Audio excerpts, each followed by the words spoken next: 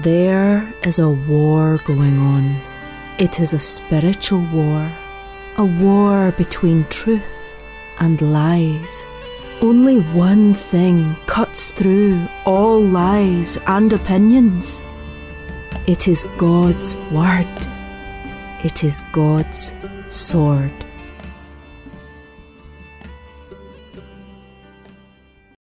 Now let's go to Numbers chapter 26. Now, occasionally, as I speak outside of Calvary Chapel, you guys are kind of, we're so well acquainted. It doesn't stand out to you, but I go elsewhere, and people make a big deal out of my voice, which apparently I don't fit. I'm not big enough. But there are people that say frequently, I'm not kidding you, I've heard this many times, they would say, people will say that, I love your voice. I could listen to you read the phone book. No, I've been told this many times. I've been told you really need to finish this audio Bible. We'd listen to it. Well, let's put that to the test. What we have here before us is as close to a phone book as you're going to get in Holy Scripture.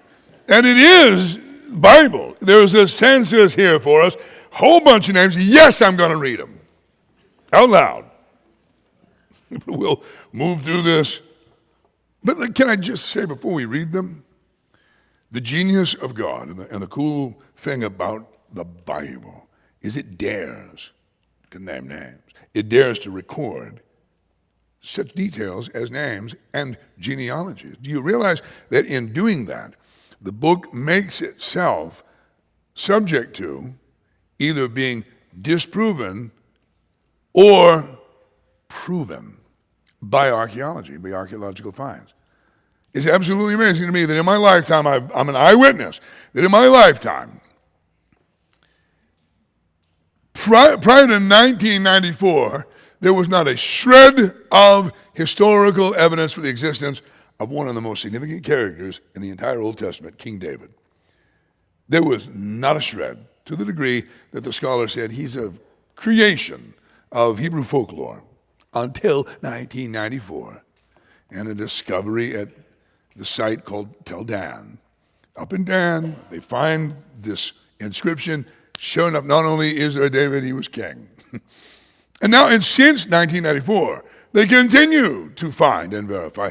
Prior to the modern age of the state of Israel, nobody could ever find a single trace of the existence, outside the Bible, of somebody as significant as Pontius Pilate, until the excavations at Caesarea by the sea, or as they call it, Caesarea Maritima, and taking all of the sand, moving a dune off of a great amphitheater.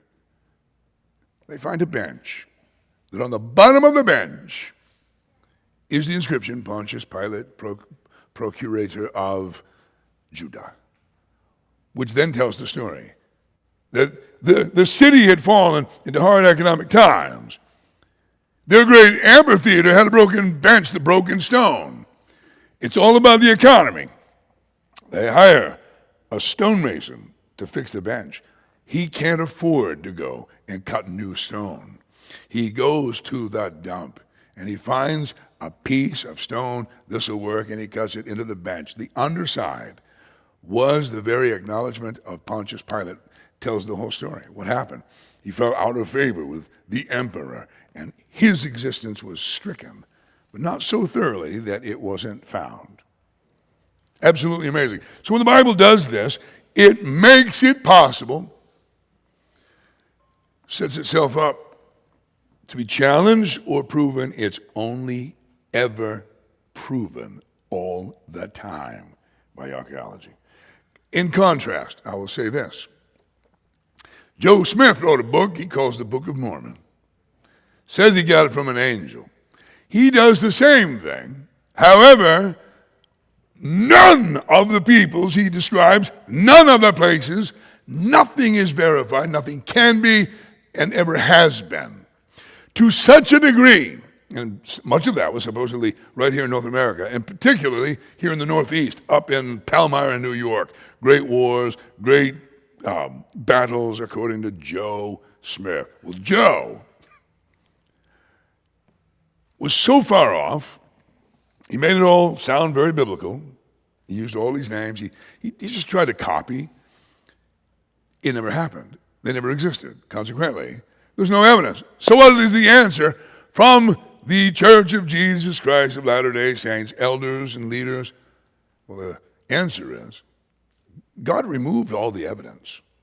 So you would only have to believe it by faith, because he wants it to be by faith. So he removed all the evidence, all scientific evidence, all the DNA evidence. So many young Mormons went into the modern study and got their credentials in the studies of DNA, believing that that would be the means whereby they could prove the Book of Mormon. They had to abandon it. So many of them became Christians. So many of them left the Church of Jesus Christ of Latter-day Saints because DNA doesn't validate at all. In fact, quite the opposite, because the claim of Joe Smith was that the so-called natives of America. Truthfully, nobody's native, I hate to break it to you. Some were here before us, but everybody came from somewhere else. All of us are the descendants of Noah. We all came from Mesopotamia. Deal with it. But all of those who were here before the Europeans sailed here. They walked here from Asia, and all of their DNA goes right back to Asia. Well, not according to Joe Smith. According to Joe Smith, they sailed here in great ships, and they are the 10 lost tribes of Israel that populated the Americas. Again, science disproves all of that. Interestingly, Wendy Merrill, sent me a YouTube clip, perhaps you've seen it, where one Christian apologist challenged artificial intelligence, challenged ChatGPT with the question, what religion, if you just came to be born today and you had only facts and reason, if all you had was reason, what religion would you choose and why? ChatGPT said I'd be a Christian, and then laid out the most profound apologetic, dealing with archaeology and verified reason, actual facts. It's intriguing. It really is. I don't trust everything that ChatGPT. I think ChatGPT lies and flatters and plays games. However, the apologetic was so thorough, I was actually impressed. You can look that one up yourself. Just based on facts and reason, Chat, what would you pick? All right, here we go. Verse 1. Then it happened after the plague that Yahweh spoke to Moses and to Eleazar the son of Aaron the priest, saying, take a census of all the congregation of the sons of Israel from 20 years old and upward by their fathers' households, whoever is able to go out to war in Israel. So this will be the second time that has been done. It was done 38 or so years prior to this, as they came through the wilderness from Egypt to the border of the promised land. This was done already. But that generation refused to enter the promised land because of their unbelief. Notice here also that Yahweh spoke to Moses and to Eleazar, Aaron's son, because Aaron's now dead. Aaron has gone. He's been gathered to his people. But God, he speaks to Moses and to Eleazar, Aaron's sons, calls for the census. Verse 3, so Moses and Eleazar the priest spoke with them in the plains of Moab by the Jordan at Jericho, saying, take a census of the people from 20 years old and upward, as Yahweh has commanded Moses. So the sons of Israel who came out of the land of Egypt were Reuben, Israel's firstborn. The sons of Reuben, of Hanok, the family of the Hanokites, of Palu, the family of the Peluites, of Hezron, the family of the Hezronites, of Carmi, the family of the Carmites. You see where we're going with this, all right? You're probably not going to find your life verse in here today, but this is the word. These are the families of the Reubenites, and those who are numbered with them were 43,730. And the son of Palu, Eliab, and the sons of Eliab, Nemuel, and Dathan, and Abiram. These are the Dathan and Abiram who were called upon by the congregation, who contended against Moses and against Aaron, and the congregation of Korah, when they contended against Yahweh. And the earth opened its mouth and swallowed them up, along with Korah. When that congregation died, when a fire consumed 250 men, so that they became a warning. They became literally a sign. But notice verse 11. The sons of Korah, however, did not die. Korah had sons that did not stand with him in his rebellion, and they did not experience the judgment of God. The sons of Korah did not. And they, by the way, I mentioned when we were going through that story that they have a significant role later in history as worshipers and singers, musicians in the temple. Verse 12, the sons of Simeon, according to their families, of Nemuel, the family of the Nemuelites, of Jamin, the family of the Jaminites, of Jachin, the family of the Jachinites, of Zerah, the family of the Zerahites, of Shaul, the family of the Shaulites. These are the families of the Simeonites, 22,200. The sons of Gad, according to their families, of Zephon, the family of the Zephonites, of Hagi, the family of the Hagites, of Shuni, the family of the Shunites, of Ozni, the family of the Oznites, of Eri, the family of the Erites, of Erod, the family of the Erodites, of Areli, the family of the Arelites. These are the families of the sons of Gad, according to those who were numbered with them, 40,500. The sons of Judah were and Onan, but and Onan died in the land of Canaan. That's recorded for us back in Genesis. They were wicked, a rare form of wickedness. They were so wicked that Yahweh killed them. They didn't reproduce. Verse 20, the sons of Judah, according to the families, were Shelah, the family of the Shilonites, of Perez, the family of the Perizzites, of Zerah, the family of the Zerahites. And the sons of Perez were of Hezron, the family of the Hezronites, of Hamul, the family of the Hamulites. These are the families of Judah, according to those who were numbered with them, 76,500. The sons of Issachar, according to their families, of Tola, the family of the Tolaites, of Puvah, the family of the Punites, of Jashub, the family of the Jashubites, of Shimron, the family of the Shimronites. These are the families of Issachar, according to those who were numbered of them, 64,300. The sons of Zebulun, according to their families, of Sered, family of the Seredites, of Elon, the family of the Elonites, of Jaleel, the family of the Jaleelites. These are the families of the Zebulunites, according to those who were numbered of them, 60,500. Now, if you were to take the time, and I remember Pastor Chuck Smith took the time to compare this census with the previous census, you would note, as he did, that some of the tribes had significantly diminished during their time in the wilderness, and others, like the tribe of Judah, had significantly grown and increased. Things changed. Verse 28, the sons of Joseph to their families, Manasseh and Ephraim. The sons of Manasseh, of Machir, the family of the Machirites, and Machir became the father of Gilead. Of Gilead, the family of the Gileadites. These are the sons of Gilead, of Lezer, I keep doing that, of Ezer, the family of the Ezerites, of Helek, the family of the Helekites, of Esriel, the family of the Esrielites, and of Shechem, the family of the Shechemites, of Shemida, the family of the Shemedites. Oh, that's a tough one. Shemaites, okay? And of Hefer, the family of the Heferites. Now, Zelophehad, the son of Hefer, had no sons, but only daughters. That will become relevant later. And the names of the daughters of Zelophehad, and by the way, if you're thinking about boy names, nobody to my knowledge has used Zelophehad for a long time. Zelophehad. And he named his daughters, he's got a theme. They were Mala, Noah, Hogla, Milcah, and Tirzah. So if you're looking for sort of a theme where everything ends with an AH, and you got a bunch of daughters, consider that one.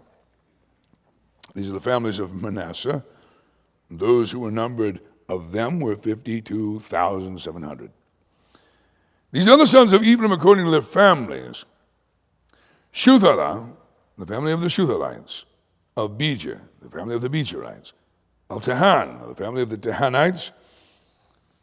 These are the sons of Shethulah. These are the sons of Shethulah; of Iran, the family of the Iranites. These are the families of the sons of Ephraim according to those who were numbered of them, 32,500. These are the sons of Joseph according to their families. The sons of Benjamin according to their families: of Bela, the family of the Belites; of Ashbel, the family of the Ashbelites; of Ahiram, the family of the Ahiramites; of Shephupham, the family of the Shephuphamites. I blew it. The Shuphamites, not the Shuphamites. Let's get it straight. I'm reading from the LSB, and I'm doing my best. Of Hupham, the family of the Huphamites. The sons of Bela were Ard and Naaman. Of Ard, the family of the Ardites; of Naaman, the family of the Naamites. These are the sons of Benjamin according to the families, and those who were numbered of them were 45,600. These are the sons of Dan according to their families: of Shuham, the family of the Shuhamites. These are the families of Dan according to their families. All the families of the Shuhamites according to those who were numbered with them were 64,400. The sons of Asher according to their families: of Imnah, the family of the Imnites; of Ishvi, the family of the Ishvites; of Beriah, the family of the Berites. Of the sons of Beriah: of Heber, the family of the Heberites; of Melchiel, the family of the Melchielites. And the name of the daughter of Asher was Sirah. Now, I'm not entirely sure why the daughter's name was mentioned here. It may become apparent later, but the name of the daughter of Asher was Sirah. In verse 47, these are the families of the sons of Asher according to those who were numbered of them, 53,400. The sons of Naphtali according to their families: of Jeziel, the family of the Jezelites; of Guni, the family of the Gunites; of Jezer, the family of the Jezerites; of Shilem, the family of the Shilemites. These are the families of Naphtali according to their families, and those who were numbered with them were 45,400. Verse 51, these are those who were numbered with the sons of Israel. Here's your total: 601,730. Now, I remind you, this is all of the young men of fighting age. They were part of the census. Then, verse 52, then Yahweh spoke to Moses, saying, among these, the land shall be divided for an inheritance according to the number of the names. So it's according to the number of the names. The amount of territory is based on the size of the tribe. Verse 54, to the larger group you shall increase their inheritance, and to the smaller group you shall diminish their inheritance. Each shall be given their inheritance according to those who were numbered of them. But the land shall be divided by lots, and they shall receive their inheritance according to the names of the tribes of their fathers. The land shall be divided by lot. So it's not going to be divided out by reason. It's not going to be divided out according to, topography, lay of the land, stony, well-watered. None of that is by lot. Now, you got to understand the ancient people, particularly these people, Israel, have a belief in the God of the universe, that there is order in this universe, and that there's no such thing as coincidence. There's no Hebrew word for coincidence. That everything is sort of determined by God. So if you were to flip a coin, God is in charge of all the coin lands, and so it is with the lot, or whether you're drawing straws or whatever you may be doing. They believe that such things can be settled because God is involved. And so the land will be divided by lot, casting lots. It's a lottery. In verse 56, according to the selection by lot, their inheritance should be divided between the larger and the smaller groups. And these are those who were numbered of the Levites according to their families. Of Gershon, the family of the Gershonites; of Kohath, the family of the Kohathites; of Merari, the family of the Merarites. These are the families of Levi. the family of the Libnites, the family of the Hebronites, the family of the Melites, the family of the Mushites, the family of the Korahites. And Korah became the father of Amram. Kohath became the father of Amram. And the name of Amram's wife was Jochebed, the daughter of Levi, who was born to Levi in Egypt. She bore to Amram Aaron and Moses and their sister Miriam. And to Aaron were born Nadab and Abihu, Eleazar and Ithamar. But Nadab and Abihu died when they offered strange fire before Yahweh.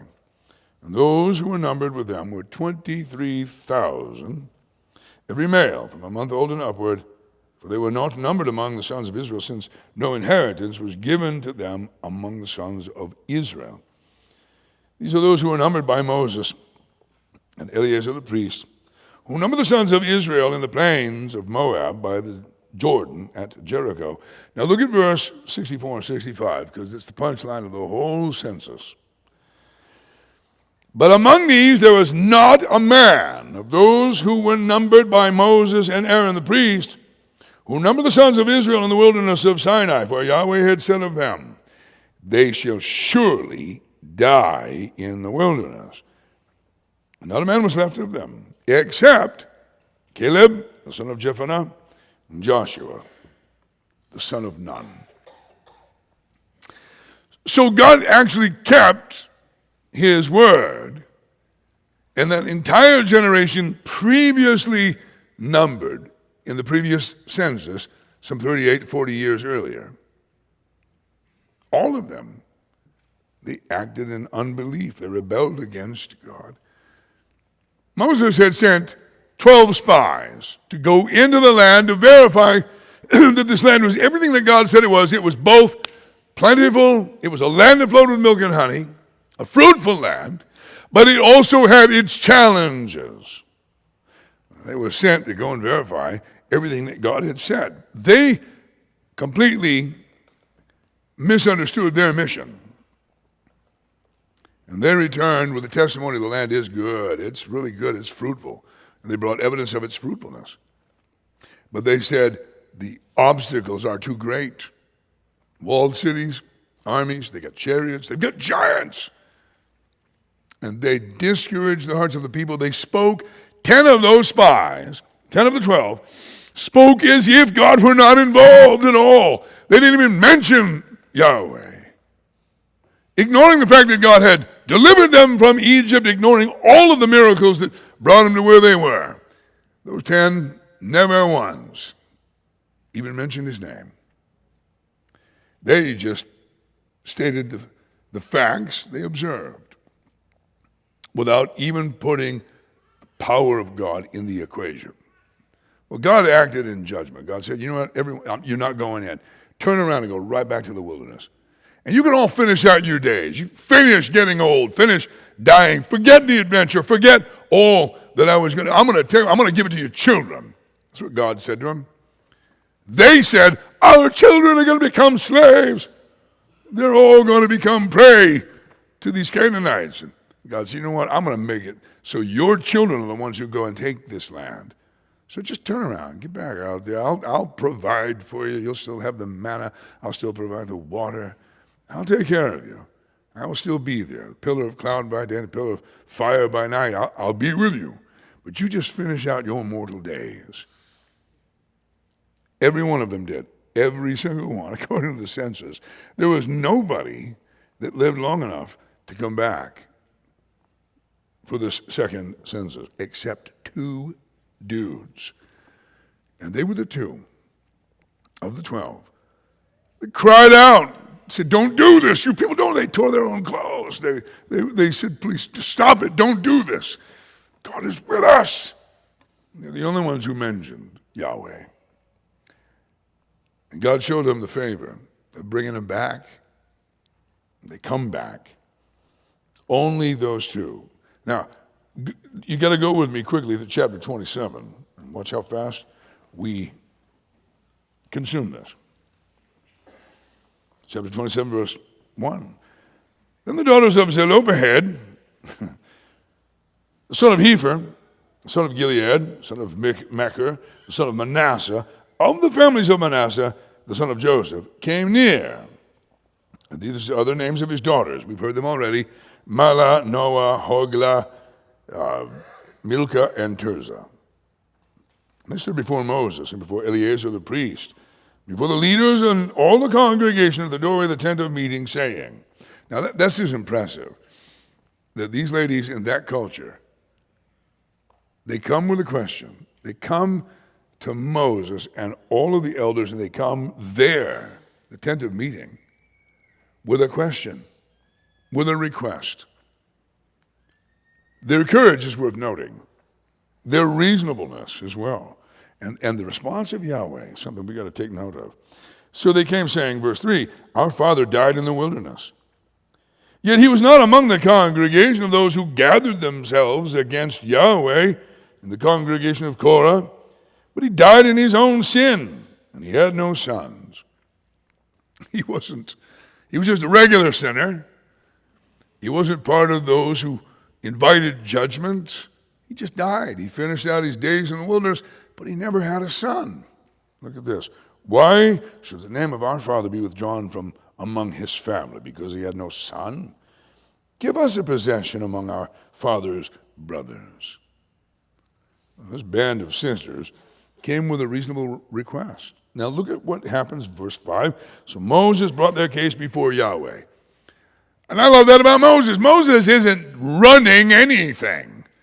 Moses continually acts in the role of mediator. He continually is a go-between. He's like, hey, girls, good question. I'll go to Yahweh and I'll ask. Look at this. Then Yahweh spoke to Moses, saying, the daughters of Zelophehad are right in their statement. Now, they would never have gotten that answer had they not asked. Now, you think about what the Apostle James writes to Christians. He said, you have not because you ask not. And then when you do ask, you ask for lustful reasons, impure reasons. They would not have had anything. This was not initiated by God. This was not initiated at Mount Sinai in the law. This was not initiated by Moses. It was initiated by a band of sisters who said, what? Come on. Is this reasonable? And what a thing to hear from Moses that Yahweh said, you guys, girls, you're right. You're right. You will surely give them a possession for an inheritance among their father's brothers, and you shall have the inheritance of their father pass on to them. Further, check this one out. They, by just having the courage to not accept what seemed to be what was going on, they had the courage that affected generations that followed. Further, you shall speak to the sons of Israel, saying, if a man dies and has no son, then you shall have his inheritance pass on to his daughter. If he has no daughter, then you shall give his inheritance to his brothers. If he has no brothers, then you shall give his inheritance to his father's brothers. If his father has no brothers, you shall give his inheritance to his blood relative in his own family, and he shall possess it, and it shall be a statutory judgment for the son to the sons of Israel, just as Yahweh commanded Moses. Would you please think about all the future generations of daughters of Israel who were affected by just the humility and reasonableness of these ladies to come and ask. Just come and ask. And God's like, well, I'm just so glad you asked. I got a whole new section of the law to deal with that. Verse 12, then Yahweh said to Moses, go up to this mountain of Abiram. See the land which I have given to the sons of Israel. So when you have seen it, you too will be gathered to your people, as Aaron your brother was. For in the wilderness of sin, during the strife of the congregation, you rebelled against my command to treat me as holy before their eyes at the water. These are the waters of Meribah, of Kadesh, in the wilderness of sin. So, following the census, following this judgment on behalf of the daughters of Zelophehad, Yahweh says, Moses, it's time for you to come up to this mountain, take a look over there at the promised land, and it's time to die. We're all mortal. Everyone will have their turn. Well, except that one generation. And maybe we will be that generation. But up until this point, mortality is 100%, 100 out of 100 people die. And Moses was going to have his turn. Not allowed to enter the promised land. And here Yahweh says it's time for you to be gathered to your people, and you know why? God mentions it. For our sake. Because Moses, you wrecked a great picture. What was the picture? Well, in the wilderness, on 2 occasions, the people of Israel came up to a place where there is no water. We are made out of water, you guys. We are doomed without water. We can't last but just a couple days without water. They cried out, why did God bring us out here to kill us? And they have this drama every time. Moses falls on his face, and God tells him, go to the rock. Take your rod with you, go to the rock, and strike that rock. Smite it. Moses does. This rock, that's all we have, this rock. It's just there. Apparently a significant rock, and Moses strikes it with his wooden rod. It's wood. And he doesn't even have a steel head on it. It's not a hammer, it's just a rod, a shepherd's rod. He strikes the rock with wood, and the rock splits. And from that split comes this water source, clearly pressurized and released, that meets the needs of the whole nation. There's archaeological evidence for that, by the way. That's an interesting thing in Saudi Arabia. Jebel Ba'az, the mountain of God. It's actually open to tourism now. It was previously in what the Saudis actually cordoned off and called it the Forbidden Zone, like Planet of the Apes. Sci-fi concept. It was the Forbidden Zone. They actually said that in Arabic. They've since opened it up. It is most likely the true Mount Sinai.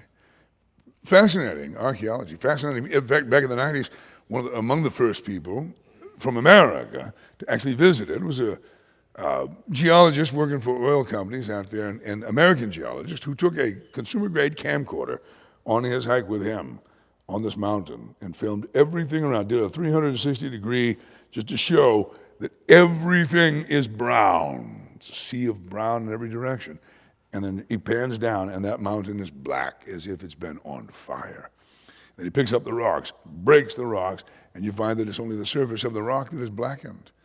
It's an amazing thing. There's a whole lot more there. You can actually sort of virtually visit that online.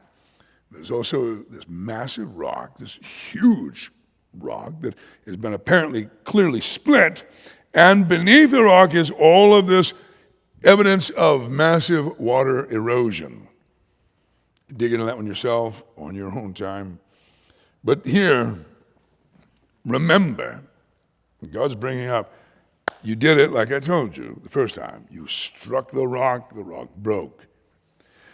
It would happen again, another location, no water, and again, panic, and everybody comes crying to Moses, and God says, Moses, take your rod, go to the rock. So the rock is there again. It's like the rock followed them. That's exactly what the Apostle Paul writes in 2 Corinthians chapter 10. There was a rock that followed them, and that rock was Christ. The rock was Christ. The source of life for them in the wilderness was Christ.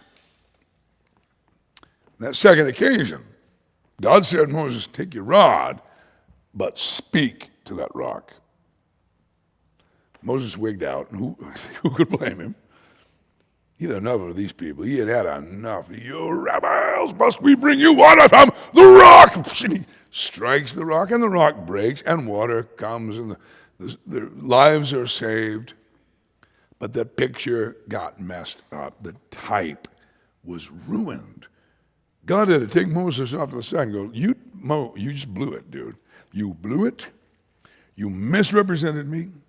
And you wrecked the picture. Now the only way I can fix the picture that you wrecked is to tell you, you can't lead these people into the promised land. So what is the picture? The Apostle Paul in Romans speaks of the word of faith, that if we'll believe in our heart the Lord Jesus and confess with our mouth that God has raised him from the dead, we shall be saved. The rock, who is Christ, was struck. He died. He died once. He never has to die again. That once was enough. He doesn't have to continually be offered. Once. Romans chapter 6, Hebrews chapter 10, repeat the word once. Now, we merely speak to the rock. The rock was struck. Christ is the rock. And now we speak. We cry out to the Lord and we say, Lord, save me. I believe in you. I believe you're the Son of God. I believe you died for my sin. I believe you rose from the dead. Forgive me. And you're saved. The simplicity of that is too much for most people. They can't handle it. Looking for something more complicated.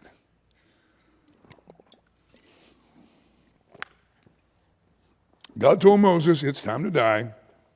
Come on up. Here's why.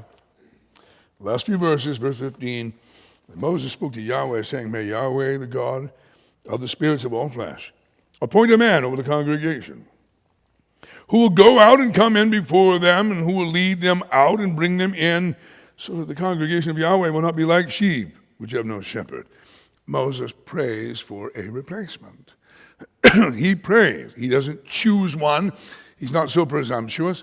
He doesn't assume or presume. He prays for a shepherd for Israel. So Yahweh said to Moses, verse 18, take Joshua the son of Nun, a man in whom is the Spirit. Lay your hand on him, have him stand before Eleazar the priest, and before all the congregation, and commission him in their sight. You shall put some of your splendor on him.